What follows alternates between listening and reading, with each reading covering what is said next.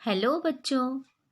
बच्चों, आज हम व्याकरण, निबंध, कविता ऐसा कुछ भी नहीं पढ़ेंगे। आज हम आपकी पाठ्य पुस्तक में आई स्टोरी अर्थात कहानी को सुनेंगे, वीडियो में देखेंगे एवं अध्ययन करेंगे जो काल्पनिक और शिक्षाप्रद है। पर वह कहानी है कौन सी? वह कहानी है गड़ाधन।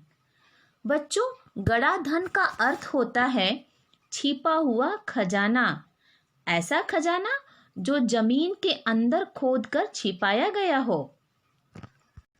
अतः आज हम इस कहानी के द्वारा यह जानेंगे कि किस प्रकार माता पिता अपनी सूझबूझ एवं कठोर निर्णय द्वारा अपनी संतान को जीवन में परिश्रम का महत्व समझाने में सफल होते हैं।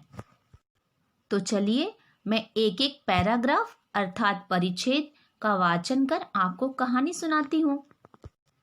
परिच्छेद कुछ इस प्रकार है। सुंदरपुर गांव में रामदीन नामक किसान रहता था। उसके 4 बेटे थे। रामदीन स्वयं तो बहुत परिश्रमी था, पर उसके चारों बेटे बड़े आलसी थे।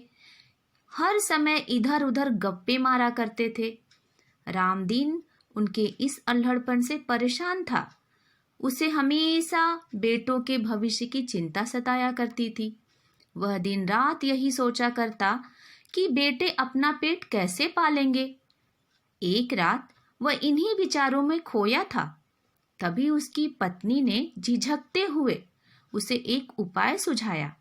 उपाय सुनकर वह कुछ देर सोचता रहा, फिर एकाएक खुशी से उछल पड़ा। बच्चों, परिच्छेद में आए कुछ कठिन शब्द हैं जो आप अपनी उत्तर पुस्तिका में जरूर लिख लीजिएगा। तो चलिए कुछ चित्रों के माध्यम से हम कहानी को समझते हैं। गांव का नाम सुंदरपुर था। उस सुंदरपुर गांव में रामदीन नाम का एक किसान रहता था। रामदीन और उसकी पत्नी दोनों बहुत मेहनती अर्थात परिश्रमी थे, पर उसके 4 बेटे बड़े ही आलसी थे। वे चारों ही पूरा दिन बैठकर इधर उधर की बातें करते अर्थात गप्पे मारते या पूरा समय बैठ करके या सोकर बिताया करते थे। अपने बच्चों के इस व्यवहार से रामदीन बहुत दुखी था। अपने चारों बच्चों के इस व्यवहार से उसे समझ में नहीं आ रहा था कि वह किस प्रकार बच्चों को जीवन में कार्य एवं समय का महत्व समझाए, किस प्रकार वह चारों भविष्य में अपनी रोजी रोटी चलाएंगे। इन सब की चिंता उसे दिन भर सताया करती थी। उसको चिंतित देखकर उसकी पत्नी ने एक दिन उसे एक उपाय सुझाया। रामदीन ने वह तरीका अर्थात उपाय सुनकर कुछ देर तक शांत रहा और सोच में पड़ गया, पर अचानक ही वह बहुत खुश हो उठा। अर्थात उसे अपने पत्नी का वह उपाय बहुत पसंद आया। आगे देखते हैं। इस परिच्छेद के साथ कुछ कठिन शब्द हैं। अब हम कहानी देखते हैं। उस तरकीब के अनुसार रामदीन ने अपने चारों पुत्रों को बुलाया और उनसे कहा कि मैं और तुम्हारी माँ अब बहुत बूढ़े हो चले हैं, अतः हम तीर्थ यात्रा के लिए दूर दूर के राज्यों में जा रहे हैं। तीर्थ यात्रा अर्थात तीर्थ स्थानों में जाने के लिए की गई यात्रा। और उसने अपने चारों बच्चों को बताया कि मेरे न रहने पर अगर धन की ज़रूरत पड़े तो मैंने खेतों में धन को गाड़ कर अर्थात दबा कर रखा है, तुम लोग उसे खोद कर निकाल लेना। जब बच्चों ने गड़े धन की बात सुनी तो चारों बहुत खुश हुए और अपने माता पिता को खुशी खुशी तीर्थ यात्रा के लिए विदा कर दिया। और चारों यह सोचकर और अधिक खुश हो रहे थे कि अब तो माँ भी नहीं है और पिताजी भी नहीं रहेंगे, अतः दिन भर की कैद अर्थात रोक टोक से भी मुक्ति मिल जाएगी अब वह अपनी मनमानी करेंगे और कुछ कोई बोलने वाला भी नहीं होगा। माता पिता के तीर्थ यात्रा पर जाने के बाद कुछ दिन तक तो सब कुछ ठीक ठाक चलता रहा, परंतु कुछ दिनों के बाद देखते हैं अगला परिच्छेद। कुछ दिनों के बाद घर का जो भी धन था अर्थात पैसा रुपया था और धान्य अर्थात अनाज था, सब खत्म हो गया। अब उन चारों भाइयों को बड़ी चिंता होने लगी कि घर का खर्च कैसे चलेगा। पर उन्हें अचानक पिताजी द्वारा खेत में गड़े धन की बात याद आई और चारों रात के समय फावड़ा लेकर अपनी खेत की ओर चल दिए और 2-3 रातों तक चारों लगातार खेत की खुदाई करते रहे।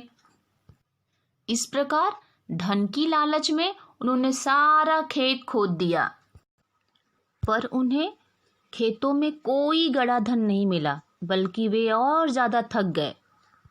जब वह थक हार कर वापस अपने घर लौट रहे थे तो रास्ते में ही उनके पिता के प्रिय मित्र अर्थात अच्छे मित्र हरिनाथ काका उन्हें मिल गए और उन्होंने पूछा कि तुम सब इतने थके हुए क्यों हो, इतने निराश क्यों हो। तब उन्होंने हरिनाथ काका को खेत में गड़े धन की बात से लेकर खुदाई तक की सारी बात बता दी। यह सब जानकर हरिनाथ काका ने उन्हें एक सलाह दी अर्थात उनको एक एडवाइस दिया कि तुम लोगों ने खेत तो खोद ही लिया है, तो अब उसमें बीज क्यों नहीं बो देते हो। हरिनाथ काका की बीज बोने की बात उन चारों को बहुत पसंद आई और उन्होंने खुदे हुए अर्थात जो किसान खेत जोतता है बैलों के द्वारा या ट्रैक्टर के द्वारा, उस तरह उन्होंने पूरा खेत खोद डाला था। अतः उन्होंने उन खोदे हुए खेतों में बीज बो दिया। देखते हैं अगला परिच्छेद और साथ में कठिन शब्द। बीज तो उन्होंने बो दिया। अब बीज बोने के कुछ दिनों के बाद खेतों में नन्हे नन्हे अर्थात छोटे छोटे अंकुर आने लगे अर्थात उन बीजों में से पौधे पनपने लगे। जब उन भाइयों ने यह देखा तो वह बहुत खुश हो गए। वह रोज रोज अपने खेतों पर जाने लगे एवं समय समय पर आवश्यक देखभाल भी करने लगे, जैसे निराई करना। निराई मतलब होता है खेतों में जो हम पौधा लगाते हैं उन पौधों के साथ साथ में बहुत सारे घास फूस उग जाते हैं। अगर हम उन घास फूसों को नहीं काट के निकालेंगे तो जितना भी हम खाद और पानी अपने पौधों को देते हैं सारा खाना वो खा जाएंगे और जब वो खा जाएंगे खरपतवार तो हमारे पौधे अच्छे से बड़े नहीं होंगे। अतः वो खेतों में निराई का काम करने लगे और साथ में गुड़ाई का भी काम किया। गुड़ाई मतलब होता है खोद कर निकालने पे जो बड़े बड़े मिट्टी के भाग होते हैं उसको तोड़ करके मिट्टी को भुरभुरी कर देना, मतलब बहुत बारीक मिट्टी कर देना। और साथ में उन्होंने समय समय पर उस पौधों में खाद और पानी भी डाला जिससे फसल बहुत अच्छी हुई।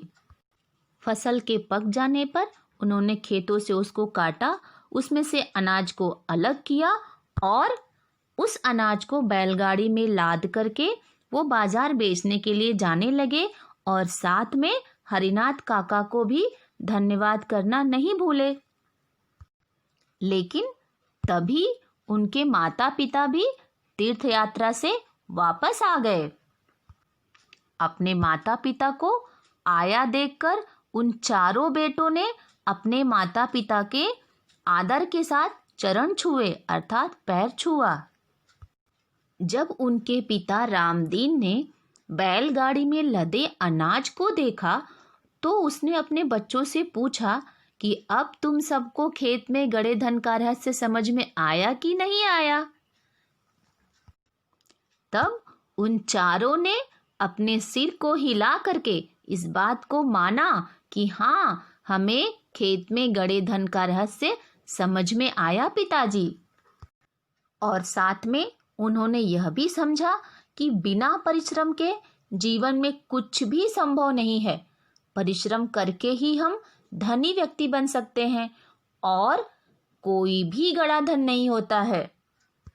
इस प्रकार बच्चों, आज हमने इस कहानी में देखा कि किस प्रकार रामदीन और उसकी पत्नी अपने चारों आलसी बेटों को सही तरह से सही समय पर जिम्मेदारी देकर उन्हें परिश्रम का महत्व समझाया।